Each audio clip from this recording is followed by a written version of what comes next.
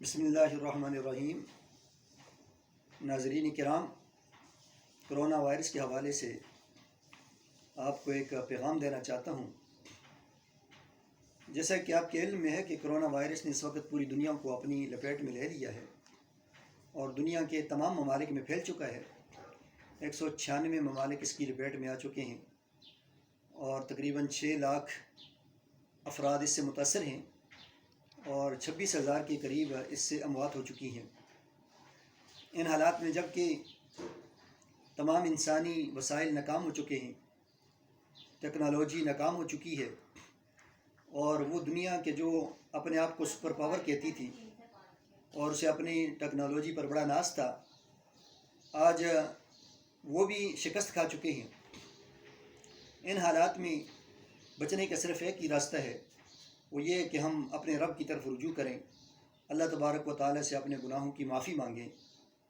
آج دنیا جو خدا کا انکار کر رہی تھی، مذہب سے دور ہو رہی تھی، اس کرونا وائرس نے انہیں خدا کے قریب کر دیا اور مذہب کے متعلق سوچنے پر مجبور کیا۔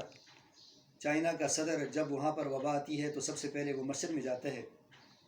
اسی طرح ڈونلڈ ٹرمپ بھی یوم دعائیہ بنانے کی بات کرتا ہے اور اس کے ساتھ ساتھ اس کی اسمبلی میں قرآن کریم کی تلاوت ہوتی ہے۔ تو اس لیے کہ جہاں پر دوا کام چھوڑ دیتی ہے وہاں پر دعاؤں سے کام چلتا ہے۔ تو دنیا اس وقت مذہب کے قریب آ رہی ہے اور ہم دور جا رہے ہیں۔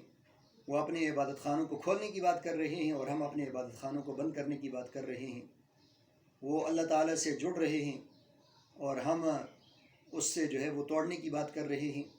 ان حالات میں ایک بندہ مومن کا کیا طرز عمل ہونا چاہیے، اس کے لیے ہمارے سامنے ہمارے پیغمبر کی ہدایات موجود ہیں کہ فتنوں کے زمانے میں کیا کرنا چاہیے۔ حضرت ام سلمہ رضی اللہ تعالی عنہا سے روایت ہے، فرماتی ہیں کہ ایک بار نبی اکرم صلی اللہ علیہ وسلم گھبرا کر اٹھے اور آپ نے فرمایا کہ آج رات آسمان سے کس قدر خزانے اتارے گئے ہیں، دولت کی فراوانی ہو گئی ہے، لیکن اس کے ساتھ ساتھ فتنے بھی اتار دیے گئے ہیں۔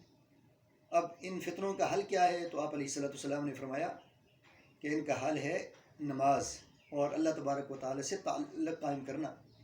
آپ نے فرمایا کہ کون ہے جو ازواج مطہرات کو اٹھائے تاکہ وہ نماز ادا کریں، یعنی آپ علیہ السلام نے یہ طریقہ بتایا کہ جب آزمائش آئے تو اس وقت اللہ کے دربار میں کھڑا ہو جائے، وہاں پر رکوع کریں، سجدہ کریں، اس کے سامنے گڑ گڑائے، اس سے دعا مانگے۔ تو ہمیں اللہ سے تعلق مضبوط کرنا ہے، اس کے گھروں سے تعلق کو مضبوط کرنا ہے، مسجدوں سے تعلق کو مضبوط کرنا ہے، کیونکہ فتنوں میں وہی آدمی بچے گا کہ جو اللہ کی پناہ میں آ جائے گا۔ جس طرح کہ جب تیر و تفنگ کی بارش ہو رہی ہو تو وہ آدمی بچتا ہے کہ جو تیر پھینکنے والے کی پناہ میں آ جائے۔ تو یہاں مسجدوں کی ہمیں مسجدوں کے ساتھ اپنا تعلق مضبوط کرنا چاہیے کہ آپ علیہ السلام نے فرمایا کہ انسان کا بیڑیا ہے جس طرح شیطان کا بیڑیا ہوتا ہے اور وہ اس بکری کو کھا جاتے ہیں کہ جو الگ تھلگ ہو، اپنے ریوڑ سے الگ تھلگ ہو، جدا ہو، اس کو وہ کھا جاتے ہیں۔ تو اسی طرح فرمایا کہ تم پر لازم ہے کہ تم مسلمانوں کی جماعت کو لازم پکڑو اور مختلف راستوں پر چلنے سے بچو اور مسجدوں کو لازم پکڑو۔ تو ہماری نجات وہ مسجدوں کے اندر ہے، مسجدوں کو آباد کرنے میں ہے۔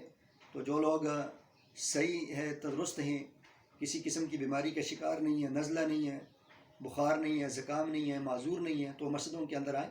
اس کے اندر ہماری نجات ہے۔ اللہ تعالیٰ سے دعا ہے اللہ تعالیٰ ہمیں دین کو سمجھنے اور عمل کرنے کی توفیق نصیب فرمائے۔